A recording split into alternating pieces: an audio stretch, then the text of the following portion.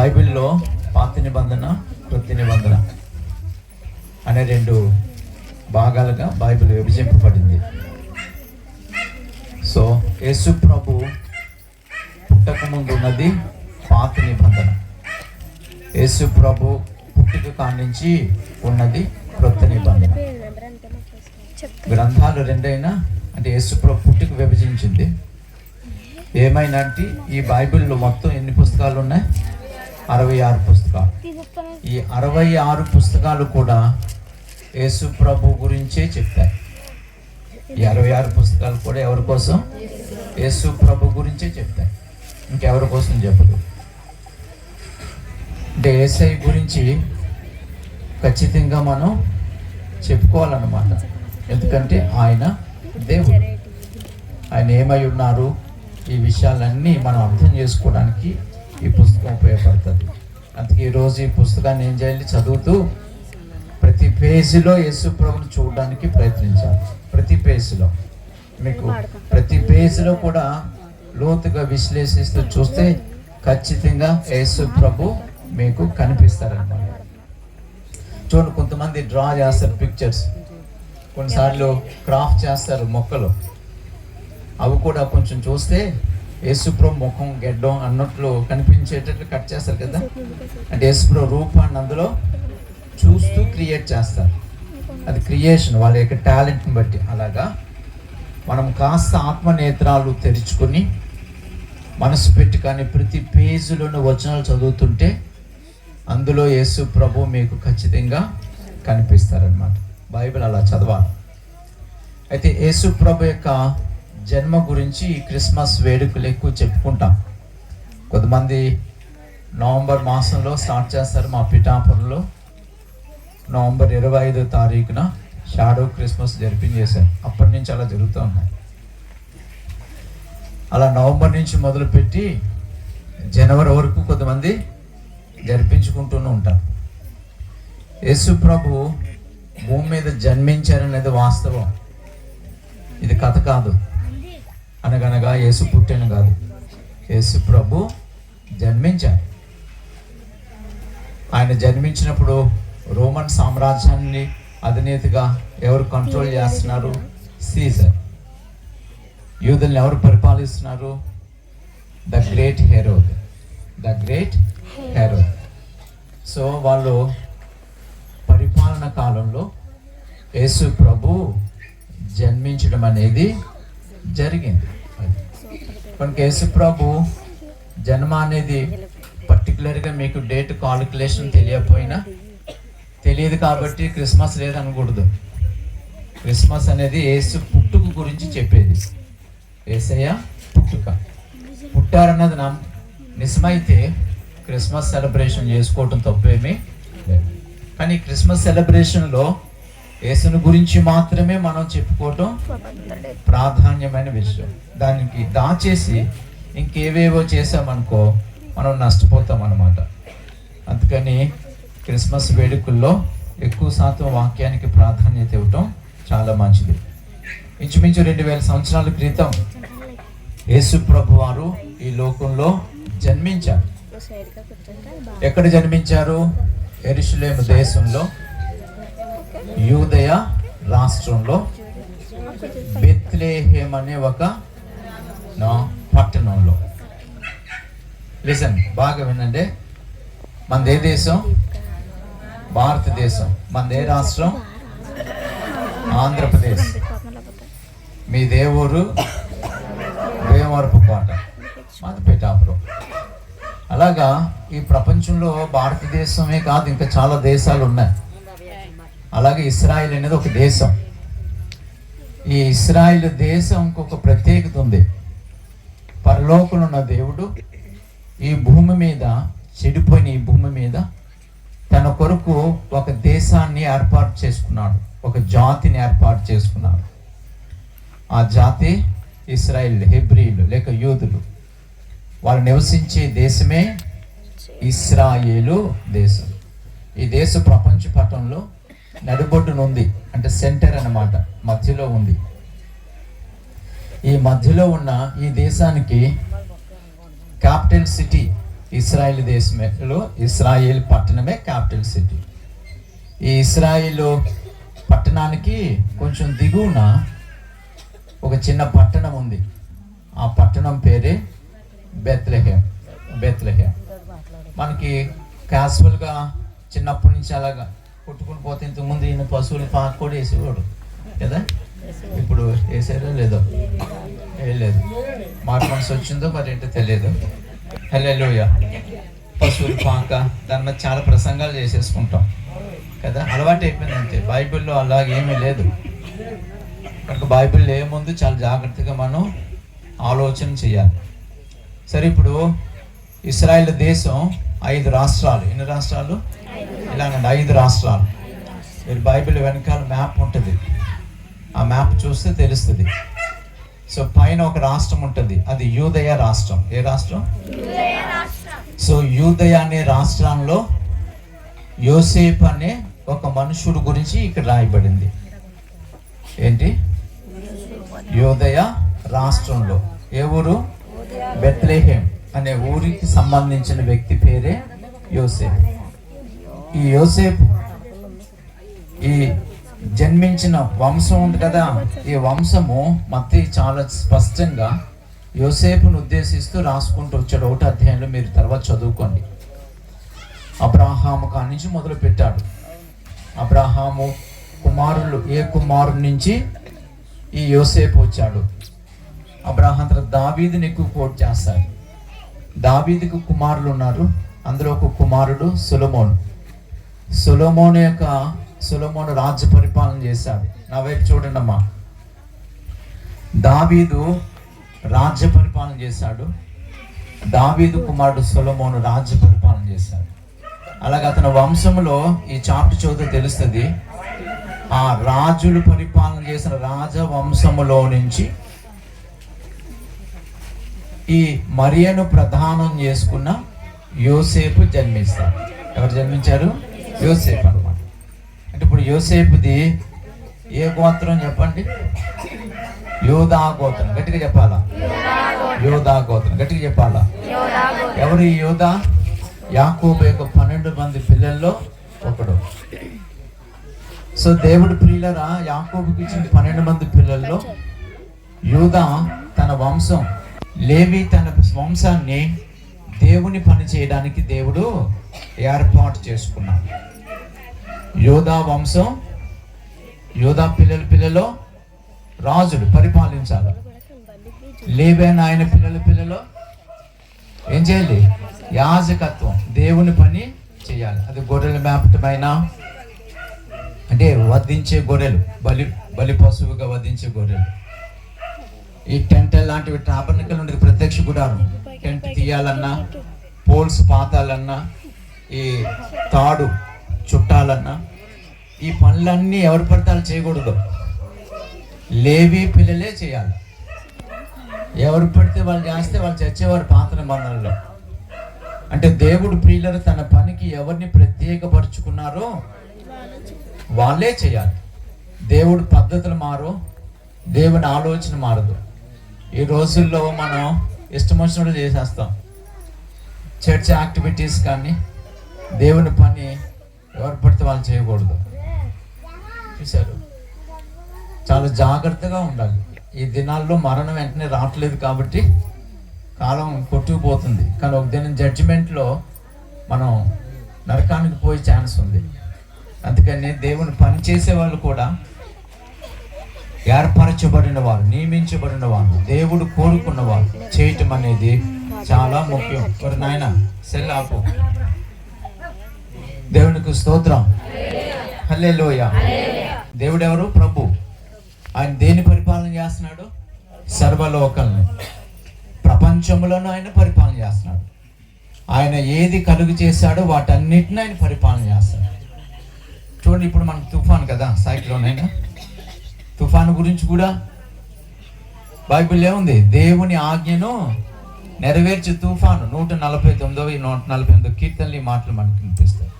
అంటే ఈవెన్ గాలైనా, సముద్రమైనా, తుఫాన్ అయినా, వడగండ్లైనా, వర్షమైనా, మంచు అయినా, సృష్టిలో కలిగినది ఏదైనా సరే దేవుని పరిపాలన, అంటే ఆయన కంట్రోల్లో ఉంటుంది. ఆయన ఏం చెప్తే అవన్నీ అలా జరుగుతాయి అన్నమాట. మనిషి తప్ప అన్నీ ఆయన కంట్రోల్లో ఉంటాయి. అందుకని ఆయన రాజు. ఆయన రాజే కాదు, రాజులకు రాజే కాదు, ఆయన ప్రభువు. ఆయన ప్రభులకే ప్రభు. Is the supreme lord. So ఆయన రాజ్యం అంతం లేనిది. ఆయనే ఆల్ఫా, ఆయన ఒమేగా. సో అందుకని పరలోకంలో ఉండి పరిపాలన చేస్తున్న ఈ ప్రభువు ఈ భూమి మీద జన్మించడానికి ఇష్టపడ్డాడు. ఏం చేయడానికి? జన్మించడానికి ఇష్టపడ్డాడు.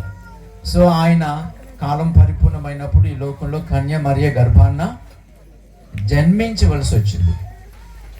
కన్య మరియ గర్భాన్న సో ఆయన జన్మించే పరిస్థితి వచ్చినప్పుడు ఈ మరియను ప్రధానం చేసుకున్నాడు ఎవరు? యోసేపు ఏ వంశం? రాజవంశం అని చెప్పాను. ఏ వంశం చెప్పండి? సో వాళ్ళ దేవుడు అని చెప్పాను, బెత్లెహేం అనేసరికి ఫస్ట్ రాజు ఎవరు? సౌలుని పక్కన పెట్టండి. ఇశ్రాయేలు పరిపాలించిన ఫస్ట్ రాజు ఎవరు? మోషేయా? సౌలు పక్కన పెట్టి తర్వాత నెక్స్ట్ ఎవరు? దావీదు. సో ఇశ్రాయేలుని పరిపాలించిన రాజుల్లో దావీదుకు ఒక ప్రత్యేకత ఉంది. దేవుడు దావీదు రాజ్యంతో తన రాజ్యాన్ని ముడిపెట్టాడు అనమాట. అందుకని 11వ అధ్యాయం యెషయా గ్రంథంలో యెషయా మొద్దు నుంచి చిగురు పుట్టునని, అంటే దేవుడు రాజులకు రాజు. ఆయన ఒక హ్యూమన్గా, ఒక నరునిగా ఈ లోకంలో జన్మించవలసి వచ్చింది. కాబట్టి ఆయన పుట్టేది కూడా ఎవరింట్లో పడితే వాళ్ళది పుట్టడు, రాజవంశంలోనే పుట్టాడు. ఏ వంశం చెప్పండి? అందుకే 2వ అధ్యాయంలో జ్ఞానులు వెళ్ళి యూదులకు ఎవడో పుట్టాడని లేదు, యూదులకు రాజుగా పుట్టాడు. పుట్టింది ఎవరు? సో పుట్టేది రాజు కాబట్టి ఏ వంశంలో పుట్టాలి? అందుకని దేవుడు ఏ వంశాన్ని సెలెక్ట్ చేసుకున్నాడు? రాజవంశం. ఈ రాజవంశంలో నుంచి వచ్చిన వాడే యోసేపు అన్నమాట. అది గుర్తించుకోవాలి. కనుక ఇప్పుడు మరియకు గాబ్రియేల్ వచ్చి వర్తమానం చెప్పాడు, మరి యాక్సెప్ట్ చేసింది, ఆమె కన్సీవ్ అయింది. ఇదంతా ఎందుకు చెప్పానంటే మీకు అర్థం అవడానికి చెప్పాను అనమాట. ఇప్పుడు మరియకి యోసేపుకి సంబంధం ఏంటి? ప్రధానం. మనకు పెళ్ళిళ్ళు అవుతాయి కదా, అన్ని దేశాల ప్రజలకు పెళ్ళిళ్ళు అవుతాయి. ఒక్కొక్క ప్రాంతంలో ఒక్కొక్క స్టైల్, ఒక్కొక్క మెథడ్. వీళ్ళ పెళ్ళిళ్ళకి కూడా ఒక ప్రత్యేకత, పద్ధతులు ఉన్నాయి. ప్రత్యేకించి వీళ్ళకి వివాహాలు 3 స్టేజెస్లో వివాహం అనేది జరుగుతుంది. మొదటిది, పిల్లలు పుట్టిన తర్వాత చిన్న పిల్లలు 5వ సంవత్సరం 3వ సంవత్సరం పిల్లలు ఉంటారు కదా, ఆడపిల్లలు మగ పిల్లలు చూసినప్పుడు పేరెంట్స్, తల్లిదండ్రులు చూసుకొని మీ అమ్మాయి చాలా బాగుంది, పెద్ద వేక మా అబ్బాయికి ఇస్తావా అని అడుగుతారు. వీళ్ళకి ఇష్టమైన వాళ్ళ అబ్బాయిని చూసుకొని చేస్తానులే అంటారు. ఇప్పుడు కూడా అక్కడక్కడ పల్లెటూరుల్లో నుంచి చాలా కొన్ని చోట్ల ఉందా లేదా, పుట్టగానే ఎప్పటికైనా నా అబ్బాయికి నీ కూతుర్ని వేసుకుంటా అంటారనరా. మన సరదాగా వాళ్ళు నిజంగానే అనుకుంటారు. అలాగా అనుకున్న తర్వాత ఎస్ అన్నారనుకో, ఓ పెద్ద ఫంక్షన్ చేస్తారు. వాళ్ళ రిలేటివ్స్ వీళ్ళ రిలేటివ్స్ తీసుకొచ్చి విందు చేసి ఖాయం చేసుకుంటారు. అదొక ఘట్టం. ఆ తర్వాత కొద్ది కాలం తర్వాత, అంటే అమ్మాయి పెరిగి మెచ్యూర్ అయిన తర్వాత, మెచ్యూర్ అంటే అది తెలుసు కదా, పెద్ద పిల్ల అయిన తర్వాత 1-2 సంవత్సరాల లోపున ఓ పెద్ద ఫంక్షన్ చేస్తారు. అది వాళ్ళకి అసలైంది. మనకు పెళ్ళి ఎంత ముఖ్యమో అంత ముఖ్యం అన్నమాట. అది ప్రధానం. అప్పుడు బంధువులు కాకుండా స్నేహితులు అందరినీ పిలుస్తారు. చాలా పెద్ద ఫంక్షన్ ఏర్పాటు చేస్తారు. సో అలాగా వాళ్ళిద్దరికి ఫంక్షన్ ఏర్పాటు చేసిన తర్వాత డిక్లేర్ చేస్తారనమాట, లోకానికి తెలియజేస్తారు. వీళ్ళిద్దరికి మేము చిన్నప్పుడు అనుకున్నాం, ఇప్పుడు వీళ్ళిద్దరు తర్వాత భార్యాభర్తలు అన్నమాట అనే విషయాన్ని డిక్లేర్ చేస్తారు. అది వాళ్ళ 2వ ఘట్టం. ఈ 2వ ఘట్టం చాలా ముఖ్యం. అప్పటి నుంచి అబ్బాయి అప్పుడప్పుడు వీళ్ళ ఇంటికి రావచ్చు. పెళ్ళి అయిపోయినట్లే లెక్క. పెళ్ళి అయిపోయి వీళ్ళిద్దరు కలిసి మాట్లాడుకోవచ్చు, కలిసి ఎక్కడికైనా జర్నీ చేయొచ్చు. కానీ ఒకటి చేయకూడదు, సంసారంలోకి వెళ్ళకూడదు. ఒకవేళ పెద్దలకు తెలియకుండా ఎలాగ మనం భార్యాభర్తనే కదని వీళ్ళంతటి వీళ్ళు శారీరకంగా కలిసారనుకో, అమ్మాయి కన్సీవ్ అయినట్టు తెలిసిందనుకో, ఇద్దరినే తీసుకొచ్చి రాలేజ్ కూడా చంపేస్తారనమాట. అర్థమైంది సార్ మీకు? అంత స్ట్రిక్ట్ డిసిప్లిన్ అక్కడ. అనండి అన్నమాట, స్ట్రిక్ట్ డిసిప్లిన్ అనండి. మళ్ళీ మనకు అది ఇష్టం ఉండదు కదా. ఏది డిసిప్లిన్ ఇష్టం ఉండదు.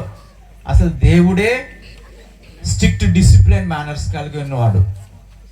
అందుకని ఆయన ప్రతిది బైబిల్ చూడండి, దానికి మించి ఎవరైనా చేస్తే పాత నిబంధనలో అవుట్ అనమాట మనిషి.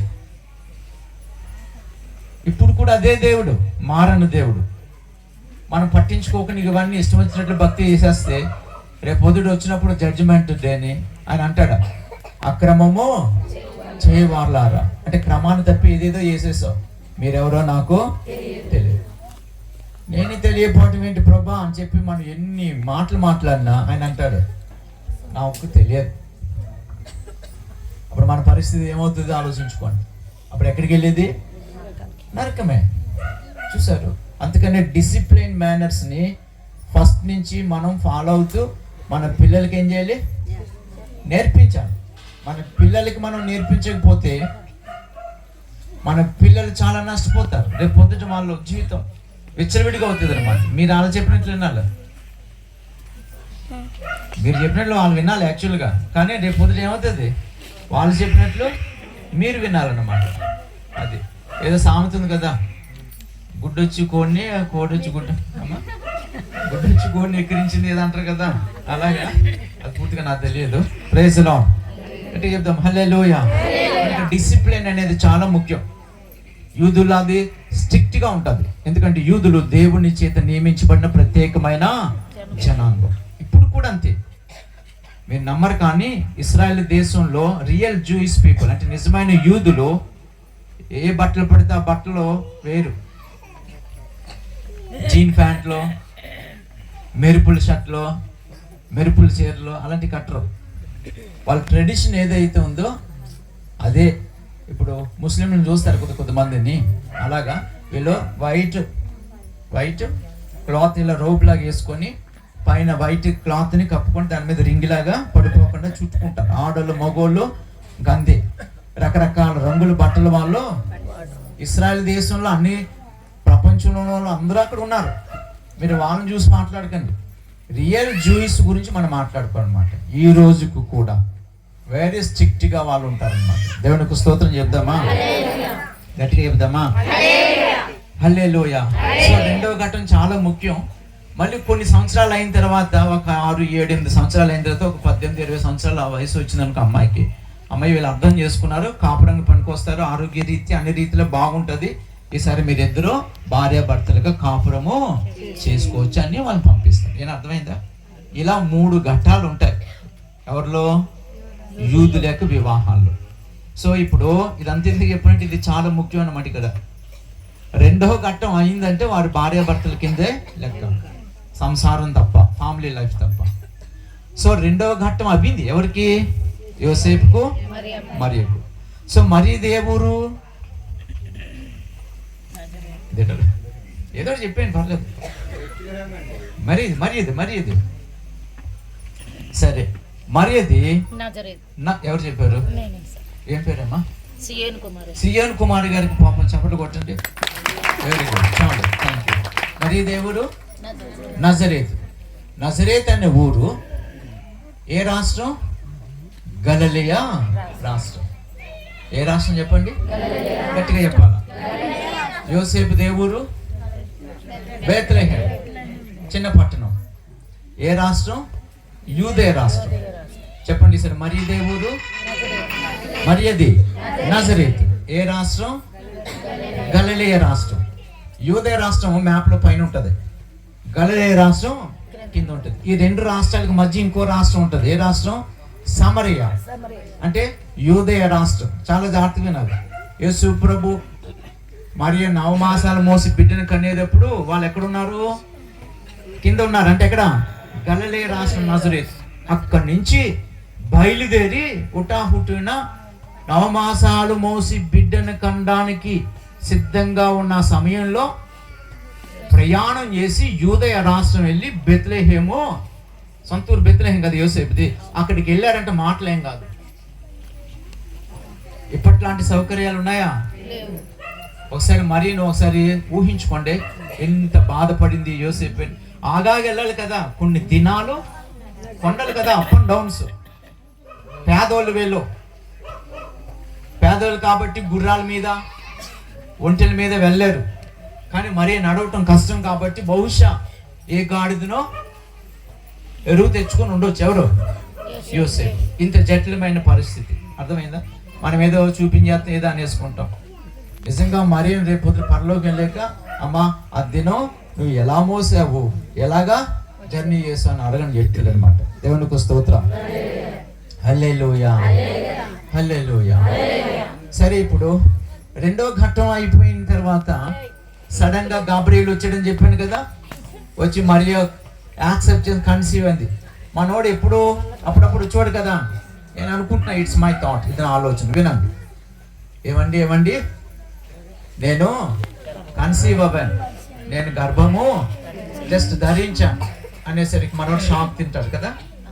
షాక్ తిని బహుశా వెళ్ళిపోయాడు. మనమైతే గోవు మీద కొడేస్తాం. అవునా కదా? చెప్పండి, మగవాళ్ళకి ప్రశ్న. మరి అలా చెప్పినట్టు మీరైతే ఏం చేస్తారు అండి? ఖచ్చితంగా ఒక గోవు మీద కొట్టి కుదిరేయం, ఇంకా రోడ్డు తీలిస్తాం, ఇంకా ఏం చేసేస్తాం. ఇంకా హక్కు ఉంది. కానీ ఇతడి యొక్క రియాక్షన్ అనేది చాలా ఇంపార్టెంట్. ఈరోజు నేను చెప్పేది అదే. ఇతనిలో నుంచి 2 లక్షణాలు మంచివి చెప్తారు. సో అతని చెవిని పడినప్పటికీ అది గుడ్ న్యూసా బ్యాడ్ న్యూసా? యోసేపుకి bad news. So bad news అయినా సరే అతడు ఏం మాట్లాడలేదు. అతడు హర్ట్ అవ్వాడు, కానీ రియాక్ట్ అవ్వి మరియను తిట్టలేదు, మరియను కొట్టలేదు, మరియ పేరెంట్స్ని రోడ్డుకి ఈడ్చలేదు. ఎందుకో తెలుసా? అతని గురించి బైబిల్ మంచి సాక్ష్యం చెప్తుంది. 19వ వచనం. మరియ భర్త అయిన యోసేపు చాలు నీతిమంతుడు అన్నమాట. గట్టిగా చెప్పాలి, ఇంకా గట్టిగా చెప్పాలి. అంటే నీతిమంతుల లక్షణం ఏంటి సార్? అర్థమైందా? నీతిమంతుల లక్షణం ఏంటి? హర్ట్ అయినా వాళ్ళు బేర్ చేస్తారు. ఎవరు హర్ట్ చేశారో వాళ్ళని దూషించరు, అవమానపరచరు, కొట్టరు, జగడమాడరు, ఏం చేయరు. అది నీతిమంతుల లక్షణం. అందుకే యేసు ప్రభు కూడా ఆయన నీతిమంతుడు కాబట్టి ఆయన ఎంత అవమానపరిచినా, ఎన్ని చేసినా రియాక్ట్ అయ్యే వాళ్ళని తిట్టాడా, కొట్టాడా, అవమానపరిచాడా? నీతిమంతులకు ఉండే లక్షణం. ఈ రాత్రి ఈ క్రిస్మస్ సందర్భంలో మీకు గుడ్ న్యూస్ చెప్తూ ఒక ప్రశ్న వేస్తాను అనమాట. మీరు ఎలాంటి వాళ్ళైనా, మీ క్యారెక్టర్, మీ లైఫ్ ఎలాంటిదైనా, ఎప్పుడైతే యేసు ప్రభువుని మీరు సొంత రక్షకునిగా అంగీకరించారు, యేసుని నమ్ముకున్నారు అని చెప్పను, ఎప్పుడైతే యేసు ప్రభువుని సొంత రక్షకునిగా మీరు అంగీకరించారో ఉచితంగా కృప ద్వారా ఆయన మిమ్మల్ని అందరినీ, నన్ను కూడా నీతిమంతులు అని పిలుస్తున్నాడు.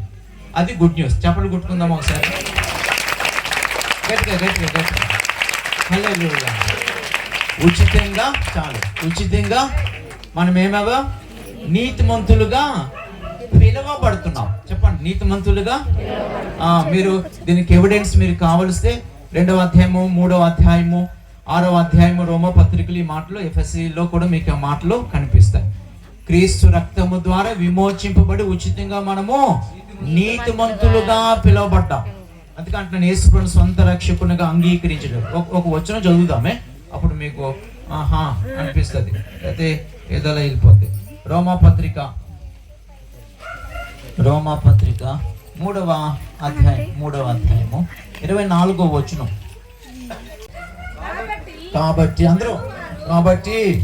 అందరూ గట్టిగా నమ్మువారు ఆయన కృప చేతనే క్రీస్తు యేసునందలి విమోచనము ద్వారా ఉచితముగా నీతిమంతులమని తీర్చబడుచున్నారు. కింద వచ్చిన కూడా తర్వాత చదువుకొని మీకు అర్థమవుతుంది. అంటే ఒక వచనం చెప్పాను అంతే. సో ఇప్పుడు మనం అందరము, హలో, మీరు యేసు ప్రభువుని విశ్వాసం ఉంచారా? సొంత రక్షకుడిని అంగీకరించారా? ఎస్ అయితే చేయొద్దండి. నేను యేసు ప్రభువుని నమ్ముకున్నాను, సొంత రక్షకుడిని అంగీకరించాను. సరే, నేను కూడా ప్రసాద్ నువ్వునా? నువ్వు లేవా? అలా ఎత్తు ఉంచండి, కనబడాలి కదా నాకు. అందుకే వెరీ గుడ్, దించండి. Thank you. ఇప్పుడు మీకు ప్రశ్న, మీరు నీతిమంతులా కాదా? గట్టిగా చెప్పాలి, అందరు చెప్పండి. నేను కృప ద్వారా నీతిమంతుణ్ణే, నీతిమంతురాలునే అన్నారు. మీరు ఆడవాళ్ళు కదా. ఇంకోసారి చెప్తాం, నేను కృప ద్వారా నీతిమంతుడనే. గట్టిగా చెప్దామా? గట్టిగా 1 2 3 గో.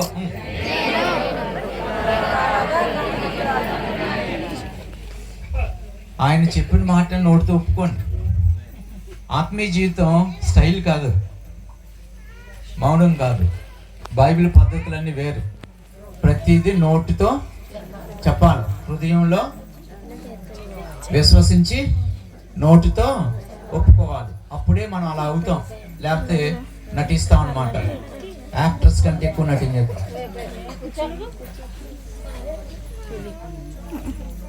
ఇప్పుడు ప్రశ్న మాట్లాడు. గుడ్ న్యూస్, మీరు నీతిమంతులు. సో ఇప్పుడు మీరు నీతిమంతులు కాబట్టి మీరు ఎలా బిహేవ్ చేయాలి? నీతిమంతులా బిహేవ్ చేయాలి.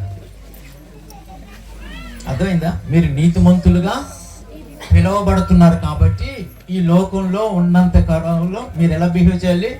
నీతిమంతుల్లా. అంటే యోసేపులా. మిమ్మల్ని ఎవరినైనా తిడితే మీరు జగడం ఆడకుండా ఉంటారా? మిమ్మల్ని ఎవరైనా తిడితే, కనీసం మీ ఇంట్లో స్త్రీలు, మీ భర్త మిమ్మల్ని ఊరకనే తిట్టేసాడు అనుకోండి, రియాక్ట్ అవుతారా? అవరా?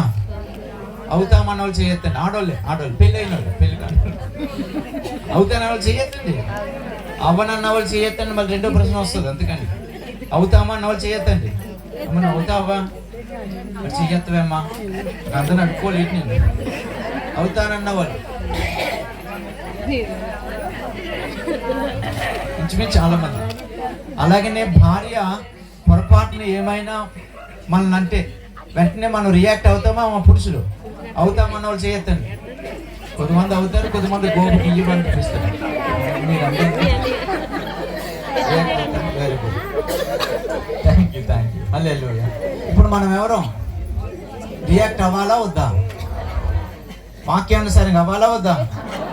అంతే. నేను నీతిమంతుని కాబట్టి నేను నా ఇంట, నేను నీతిమంతుని కాబట్టి నేను నివసించుచున్న నా వీధిలో, నా ఇంట ఫస్ట్.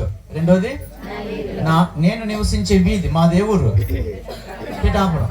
ఈ పిల్ల వచ్చిందా? కత్తులగూడ పిల్ల సీత. ఏది? ఓ కనపడించట్లేదు, చీకట్లో ఉన్నాం. Very good. సో హల్లెలూయా. సో మా వీధి ఏంటి? పిఠాపురం కాదు, పిఠాపురం ఊరు, వీధి కత్తులగూడెం. సో మా కత్తులగూడెంలో ఫస్ట్ మా ఇంట, రెండోది నేను ఉంటున్న కత్తులగూడెం అనే స్ట్రీట్ లో నేను నీతిమంతునిగా జీవించాలి. నేను నీతిని గురించి ఎన్నైనా ప్రసంగాలు చేయొచ్చు. మీ ఊరు వచ్చి, మీ ఊరే కాదు, నిన్న కొవ్వాలి వెళ్ళాను, మొన్న ఇంకో ఊరు వెళ్ళాడు, రోజాలు తిరుగుతున్నాయి అనుకోండి.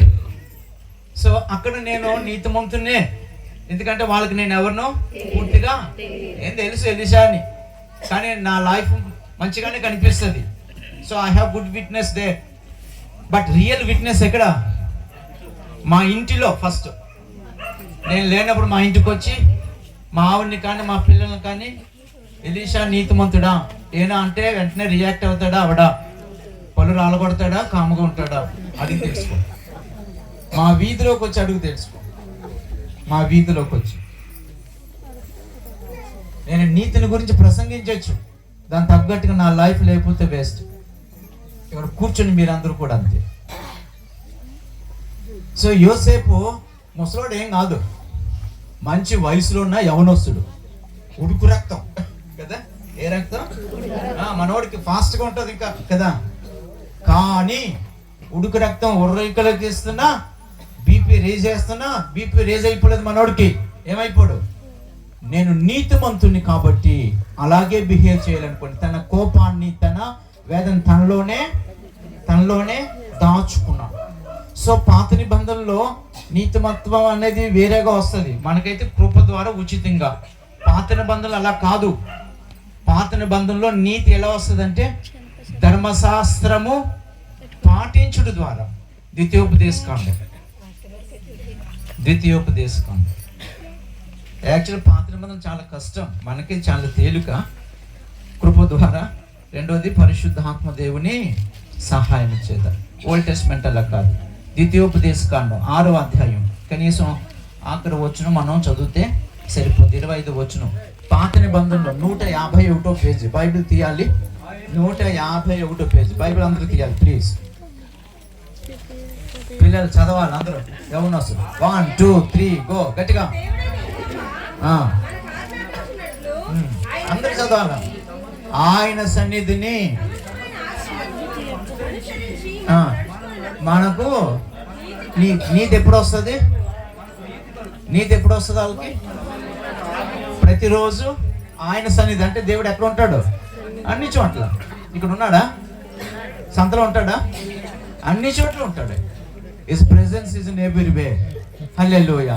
అందుకే ఎవరో చూస్తున్నారని కాదు, ఆయన చూస్తున్నాడని మనం కూడా జాగ్రత్తగా ఉండాలన్నమాట. సంతలో ఎవడో చూడట్లేదు అనుకోకూడదు, షాపింగ్ మాల్ ఎవడో చూడట్లేదు ఇష్టం ఉండకూడదు. మనం ఎవరమో గుర్తించుకుంటే దాని తగ్గట్టుకు బ్రతకాలని అనుకుంటే, తీర్మానం చేసుకుంటే కాస్తో కోస్తో అలాగ మనం జీవించగలం. సో యోసేపు ప్రియులరా ధర్మశాస్త్రము ఎరిగినవాడు, యోసేపు లేఖనాలు ఎరిగినవాడు, యోసేపు దేవుని ప్రవచన వాక్యాలు ఎరిగినవాడు. ఏం అర్థమవుతుందా? సో ధర్మశాస్త్రం ఏం చెప్తుందో, ఆజ్ఞలు ఏం చెప్తున్నాయో, 10 ఆజ్ఞలు. ముఖ్యంగా ఎన్ని ఆజ్ఞలు? 10 ఆజ్ఞలు. అవన్నీ కలిపి 2 కింద దేవుడు బ్రీఫ్గా చేశాడు. కానీ లోతుకెళ్తే దానికంటే ఎక్కువ. మళ్ళీ ఇప్పుడు పాత నిబంధన ఆజ్ఞల కంటే కొత్త నిబంధన ఆజ్ఞయే చాలా కష్టం. అప్పుడు స్త్రీతో పురుషునితో స్త్రీ పాపని శారీరకంగా చేస్తేనే వ్యభిచారం. ఇప్పుడు ఏం చేయాల్సలే, పోయే మనిషిని చూస్తే చాలు కామంతో వ్యభిచారం చేసినట్లే. చూశారు? అంటే పాత నిబంధన బాగుందా కొత్త నిబంధన బాగుందా? పాత నిబంధన బాగుంటుంది అన్నమాట. అందులో కొత్త నిబంధన చాలా గ్రేస్లో కొట్టుకుపోతున్నావు అంతే. జడ్జిమెంట్ రాకుండా, తీర్పు నీ మీదకి వెంటనే రాకుండా. కానీ లాస్ట్లో ఒకేసారి వస్తుంది, గుండె బాదుకున్న నిన్నెవడు కాపాడేవాడు ఉండడం. అందుకని ఆ దినం రాకముందే, గుండె బాదుకొని అరవక ముందే దేవుడు తన దూతల ద్వారా, తన వాక్యం ద్వారా నీతో నాతోనూ మాట్లాడుచున్నప్పుడు, సందర్భం ఏదైనా దేవుని వాక్యం నీతో మాట్లాడుతున్నప్పుడు మార్పు చెందితే ధన్యుడో ధన్యురాలు. లేకపోతే ఈరోజు ఆ మాటలు నీకు రికార్డ్ అయి చూపిస్తారనమాట. సో యోసేపు ఇప్పుడు చెప్పండి, నీతిమంతుడు కాబట్టి ఏం చేశాడు? ఆమెను అవమానపరచలేదు, ఆమెను కొట్టలేదు. ఏమనుకోకండి, భర్తలు భార్యను కొడుతుంటే కొట్టే భర్తలు చేయొద్దండి. ఈ సంవత్సరంలో ఎప్పుడైనా కొట్టారా? అడగకూడదమే. కొడతారా? పోన్లేవు, మా ఆయన నన్ను కొట్టాడని చెయ్యొద్దని అంటే అది కూడా తంటేమో మీకు. మీ పొరుగు నేను తీయాలి, ఎందుకు వచ్చింది? హల్లెలూయా అండి. మానేశారా? కొట్టేవాడికి ఆగట్లేదు, వీళ్ళ కొడేస్తున్నారా ఏంటి? హల్లెలూయా. సరే, పోనీ భార్యలు భర్తను కొట్టారా? అది ఉంటుంది కదా. సరే, యోసేపు ఎవరు చెప్పండి? నీతిమంతుడు కాబట్టి ఆమెను ఏం చేయలేదు? తిట్టలేదు, కొట్టలేదు, అవమానపరచలేదు. ఇప్పుడు ప్రూఫ్ ఉందా లేదా? ఎవరి దగ్గర? వెళ్ళి బయట పబ్లిక్ గా చెప్తే మరీ ఏం చేస్తారు? రాళ్ళతో కూడా చంపేస్తారు, అవునా కదా? కానీ అలా చేశాడా? యెహోవా చూసుకుంటాడు, దేవుడే చూసుకుంటాడు. ఇది ఎలాగో నాకు తెలియదు, సరేలే ఎందుకు వచ్చిందని అతడు నీతిమత్వాన్ని తగు రీతిగా అతడు లైఫ్ స్టైల్లో మెయింటైన్ చేస్తాడు. అందుకు కూడా ఈ రోజు కూడా అతని గురించి మనం చెప్పుకుంటున్నాం. నా హంబుల్ రిక్వెస్ట్, ప్రేమతో నా చేతులు జోడించి చెప్తున్నాను, మనం ఉండేది కొద్ది కాలం, ప్రభు త్వరగా రానై ఉన్నాడు కనుక ఈ లోకంలో ఈ కొద్ది కాలం ఏ రోజు ఎప్పుడు ఏమవుతుందో మనకి తెలియదు. ఈ రోజు ఇస్తే దేవునికి స్తోత్రం అనుకొని ఈ రోజంతా దేవుడు మనకి ఇచ్చిన నీతిని ఏం చేయాలి? కాపాడుకోవాలి. రేపటి దినం ఇస్తే ఆ దినమంతా నీతిని కాపాడుకోవాలి. సో మీరు నీతిని కాపాడుకుంటూ బ్రతకాలని క్రిస్మస్ సందర్భంలో ప్రేమతో మీకు తెలియజేస్తున్నాం. ఉంటారు అలాగా, అది మీ ఇష్టం. మీరు కానీ అలా వాక్యానుసారంగా మారితే మీ ఊర్లో దెబ్బలాట్లు ఉండవు, జగడాలు ఉండవు, మీ ఇంట్లో కూడా ఒక పరలోకం అయిపోద్ది అన్నమాట. అర్థమైందా? ఏం తిడుతున్నా కొడుతున్నా సరే మీరు భయం చేసుకున్నారు అనుకోండి, రేపు పొద్దున మారుతారా మారరాల్లో? చిచ్చి ఎన్నిసార్లు కొడతాను, కొట్టినే మాట్లాడలేదు మావడా అనుకోండి, ఎదురు రోజు ఆయన మారుతాడా మారడా? మారుతాడనమాట. కనుక వాక్యం ఏదో వినేసి చర్చకు వచ్చేసి పోవటం కాదు. వాక్యం ఎందుకు వినాలి? వాక్యానుసారంగా బ్రతుకును మార్చుకోవడానికి వినాలి, నేనైనా మీరైనా ఎవరైనా. సో యోసేపు ప్రియులరా నీతిమంతుడు, అది మొదటి మాట. హల్లెలూయా. ఎంతైనా మనిషే కదా, బాధ ఉందా లేదా? ఇంటికి వచ్చేసాడు పాపం, చాలా బాధ. ఇంటికి వచ్చి అరే ఇది ఎలా జరిగింది, ఏదో చెప్పింది, అది నిజమా కాదా అని కన్ఫ్యూజ్ లో ఉండి ఆలోచిస్తూ పాపం పడుకున్నాడు. కానీ రాత్రి మనవాడికి ఏం పట్టట్లేదు, పడుతుంది అసలు నిద్ర పట్టట్లేదు. కనుక నిద్ర పట్టుకుంటూ ఆలోచిస్తూ అలా ఉంటే పాపం దేవుడు కనికరించాడు. గబ్రియేల్ని మరియ దగ్గర పంపించాడు దేవుడు. అదే గబ్రియేల్ని మరి ఇప్పుడు ఎవరి దగ్గర పంపించారు? యోసేపు దగ్గరికి. సో కలలో, అంటే రాత్రి పడుకున్నాడు కాబట్టి కలలో గబ్రియేలు ప్రత్యక్షమై మాట్లాడుతున్నాడు. దయచేసి 2వ మాట మనం చూద్దాం. 20వ వచనం. అతడు ఈ సంగతులు గూర్చి ఆలోచించుకొనుచుండగా ఇదిగో ప్రభు దూత స్వప్నమందు యోసేపుకు ప్రత్యక్షమై దావీదు కుమారుడు అయిన, లిసన్ కేర్ఫుల్లీ, ఓయ్ యోసేపు అనొచ్చుగా, అనకూడదా? సో దేవుడు ప్రియుల ప్రతిదీ మనకు తెలియజేయడానికే మాట్లాడతాడు. హల్లెలూయా. దావీదు కుమారుడు అయినా, అంటే ఇప్పుడు యోసేపు ఏ వంశం నుంచి వచ్చాడు? అంటే యోసేపు ఎవరు కుమారుడు? అంటే దావీదికి వెంటనే పుట్టినోడు కాదు. దావీదు వంశంలో పుట్టిన వాళ్ళు అందరూ దావీదికి ఏమని పిలువబడతారు? కుమారుల కిందే. చివరికి వాళ్ళ సిస్టమ్ ఎలాగంటే, ఒకరి పిల్లలు నిజంగా లేరనుకుందాం, వాటి దగ్గర నమ్మకంగా పుట్టి పెరిగిన వాళ్ళు దాసీల పిల్లలు ఉంటారు కదా, ఎవరైతే నమ్మకంగా ఉంటారో వాళ్ళకి వీళ్ళు ఏమైపోతారు? పిల్లల కింద మారిపోతారు అనమాట. వాళ్ళ పద్ధతులు అలాంటివి. హల్లెలూయా. అందుకని మనం లిటరల్ గా తీసుకొని దావీదు కని పుట్టాడా, బెత్షెబాకు పుట్టాడా, ఎవరికి పుట్టాడు ఇలా మాట్లాడకూడదు. అర్థమవుతుందా? బైబిల్ పరిజ్ఞానం నీకు అందకపోతే నోరు మూసుకొని కూర్చోవాలి. మన జ్ఞానంతో మనం ఎప్పుడూ ఆలోచించకూడదు అనమాట. అక్కడ పరిస్థితికి వెళ్ళాలి, వాళ్ళ కష్టం ఏంటి తెలుసుకోవాలి, దాన్ని బట్టి మాట్లాడాలి. హల్లెలూయా. సో దావీదు కుమారుడు అయిన యోసేపు అంటే ఆ మాట జ్ఞాపకం తెస్తున్నాడు అనమాట. మీకు అర్థం కాకపోవచ్చు, యోసేపుకి అర్థమవుతుంది. దావీదు కుమారుడు అంటే దావీదు వంశావళిలో నుంచి, ఓహో ఎవరు పుడతారని చెప్పాడు? మెస్సియా. ఎవరు? మెస్సియా. 9వ అధ్యాయం దానియేలు గ్రంథం ఇంటికి పోయి చదువుకోండి, మీకు తెలుస్తుంది. హల్లెలూయా. సో మెస్సియా పుడతాడు దావీదు వంశంలో నుంచి. అప్పటికి ఇశ్రాయేలు ప్రజలు రోమా సామ్రాజ్యంలో వారు పెట్టే శ్రమలు బాధలు తట్టుకోలేక మెస్సియా రాక కొరకు ఏం చేస్తున్నారు? ఎదురు చూచుచున్నారు. చెప్పకూడదమ్మా? త్వరలో రానున్న రారాజు అయిన యేసయ్య ఈ నేటి క్రైస్తవ లోకం విశ్వాసాలందరూ మార్పు చెంది ఎప్పుడు వస్తాడా? త్వరగా రానున్న. అందుకని ప్రకటనలో లాస్ట్ చాప్టర్ త్వరగా రానున్న యేసయ్య త్వరగా రాని ఈ ప్రజలు పెట్టే శ్రమలు కష్టాలు బాధలు తట్టుకోలేక ఆ రాకడ కొరకు ఎప్పుడైతే ఎదురు చూస్తారో అందరూ రెప్పపాటులో ప్రభు వస్తాడన్నమాట. చెప్పకూడదమ్మా? సిస్టమ్ అన్నమాట ఇదంతా. ఇది బిబ్లికల్ సిస్టమ్. అర్థమవుతుందా? హల్లెలూయా. గట్టిగా చెప్తామా? హల్లెలూయా. సో ఇప్పుడు ప్రియుల దూత మాట్లాడటంలో అర్థం అది. దావీదు కుమారుడు అయిన యోసేపు నీ భార్య అయిన మరియను చేర్చుకొనుటకు భయపడొద్దు, ఆమె గర్భము ధరించింది, పరిశుద్ధాత్మ వలన కలిగినది, ఆమెకు కుమారుని కంటుంది, తన ప్రజలను వారి పాపముల నుండి ఆయనే రక్షించును, కనుక ఆయనకు యేసు అను పేరు పెట్టుదు అనెను. అవసరమైతే ఇదిగో అని చెప్పి కింద మాట కూడా చదవమ్మా. ఇదిగో కన్యక, నోరున్న వాళ్ళు బైబిల్ తీసి చదవండి గట్టిగా. ఇదిగో కన్యక గర్భవతి అయి కుమారుని కంటుంది, ఆయనకి ఇమ్మానుయేలని పేరు పెట్టుదురని ప్రభువు తన ప్రవక్త యెషయా ద్వారా పలికిన మాట నెరవేరునట్లు ఇది జరిగింది. చెప్పకూడదమ్మా ఈసారి? క్లారిఫికేషన్ ఇస్తున్నాడు తన డౌట్ కి ఇక్కడ. హల్లెలూయా. ఏంటి క్లారిఫికేషన్ ఏంటి ఇక్కడ? Praise the Lord. ఫస్ట్ మాట లిసన్ కేర్ఫుల్లీ. మళ్ళీ నీ భార్య అయిన ప్రధానం చేసినప్పుడు ఏమైపోయింది? ఇందాక చెప్పాను భార్య అయిపోయింది. అర్థమైందా? ఇప్పుడు ఒక బాధ్యత అప్పగిస్తున్నాడు. ఎవరో?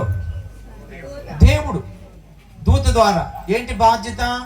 ఇంకొక 5, 7, 6 సంవత్సరాల తర్వాత పెద్దలు తొందరపడి అమ్మ పెళ్లి పెద్దది అయిపోయింది కదా, ఇంక త్వరగా మనం వీళ్ళని సంసారంలోకి పంపించేద్దాం అని చెప్పేసి మాట్లాడుకొని వాళ్ళు చిన్న ఫంక్షన్ పెట్టి చేసేసుకుంటారు. వాళ్ళు చేయవలసిన పని ఇప్పుడు ఎవరు చేయాలి? యోసేపు చేయాలి. హల్లెలూయా. ఎవరు చేయాలి చెప్పండి? సో చేర్చుకో అంటే ఇప్పుడు ఏంటి? 3వ స్టేజ్కి నువ్వు రా, నీ అంతటి నువ్వే రా అని అర్థం. అంటే ఇప్పుడు ఈ మాటలు విన్న తర్వాత యోసేపు వాళ్ళ నాన్నకాల అమ్మకి అందరికి ఏం చెప్పాలి? నాకు ఎలాగ ప్రధానం అయిపోయింది కదా, మా ఆవిడని ఇచ్చేసి మేము కాపురం చేసేసుకుంటాం, పంపించేయండి అని అన్నారు. ఎవరన్నాలా? ఏట్రా బాబా అంత తొందర? అప్పుడు ఎందుకో కొంతకాలం లేదు అదంతే, నా భార్య నేను కలిసి ఉంటాం అని చెప్పాలన్నమాట. రహస్యం చెప్పకూడదు. అర్థమవుతుంది ఈసారి? ఏం అర్థమైంది మీకు? ఇది కష్టమా తేలిక? గట్టిగా చెప్పాలా? ఛాలెంజర్ మాట దానికి అది. సో ఎప్పుడైతే దూత ఒక ఛాలెంజ్ఫుల్ వర్డ్ యాక్షన్ ని తీసుకోవడానికి, అర్థమవుతుంది, క్రియ చేయడానికి ఒక బాధ్యత అప్పగిస్తే కష్టతరమైన బాధ్యతను ఇష్టపూర్వకంగా దూత మాటకు లోబడి చేయడానికి ఇష్టపడి చేశాడు. చెప్పకూడదు మీసారి. ఎప్పుడైతే గబ్రియల్ మాట చెప్పాడో వెంటనే వాళ్ళ డాడీకి, వాళ్ళ పేరెంట్స్కి, అటు మరియ పేరెంట్స్కి ఇతడే చెప్పుకున్నాడు. అమ్మా నెక్స్ట్ స్టేజ్ మీరు అర్జెంటుగా మీ చుట్టాలు మా చుట్టాలను పిలిచి మమ్మల్ని ఫ్యామిలీకి పంపించండి అంటే, ఏరా బాబు మరి ఇలా వింది లేఖనాలు ఇలా ఉన్నాయి కాబట్టి నెరవేరుతుంది కాబట్టి మేమిద్దరం కలిసే కాపురం చెయ్యాలి కాబట్టి త్వరపడి మాకు ఈ పని చెయ్యి. మేమైతే నమ్మకపోయినా నేను నమ్ముతున్నాను, మా వాడిని నమ్ముతున్నాను, సో మీరు ఈ పని చేయండి. సో తొందరపడి ప్రియులారా 3rd ఫంక్షన్ని ఏం చేసుకున్నాడు? ఏర్పాటు చేసుకుని తన భార్యని తన దగ్గరికి తెచ్చుకున్నాడు అనమాట. ఇప్పుడు దేవుని మాటకు లోబడ్డా లేదా? గట్టిగా చెప్పాలి. లోబడమని చెప్పిన మాట తేలిక కష్టమా? ఎంత కష్టం? మీరు చేయగలరా? మీకు లోబడే మనసు అసలు ఉందా? ఈ కష్టం పక్కన పెట్టండి. దేవుని వాక్యంలో లోబడండి అని ఏదైనా ఈ రోజు నుంచి బూతులు మాట్లాడకండి అని అన్నారు. మీకు లోబడగలరా? జగడాలు ఆడుకోవద్దు, లోబడగలరా? సినిమాలు చూడొద్దు, లోబడగలరా? లోబడనొల్లని ప్రతి వారికి క్రైస్తవ్యం అంటే నటించేది కాదు, భక్తి వేషం వేసుకొని నటించేది కాదు, చర్చికి వచ్చి పోవటం కాదు. నువ్వు వచ్చేదేంటి? దెయ్యాలు కూడా చర్చికి వచ్చేస్తే మీకు తెలియదేమో. రావా? యేసుప్రభు ఉన్నప్పుడే చర్చిలో వాకి చెప్తుంటే దెయ్యం వచ్చేసింది. అయ్యా నీవెందుకో నీ గురించి నేను చెప్పేస్తాను అన్నాడు అనమాట. నమ్ముకోవటం కూడా మీరే నమ్ముకున్నారు, దెయ్యాలు కూడా నమ్ముతున్నాయి యాకోబు అన్నాడు. ఆయన ఎవరో దెయ్యాలు కూడా నమ్ముతున్నాయి, దెయ్యాలు కూడా ఆయనకు. ఇంక చివరికి విచిత్రం, దెయ్యాలు ఆయన ఆయనకు లోపడుతున్నాయి కానీ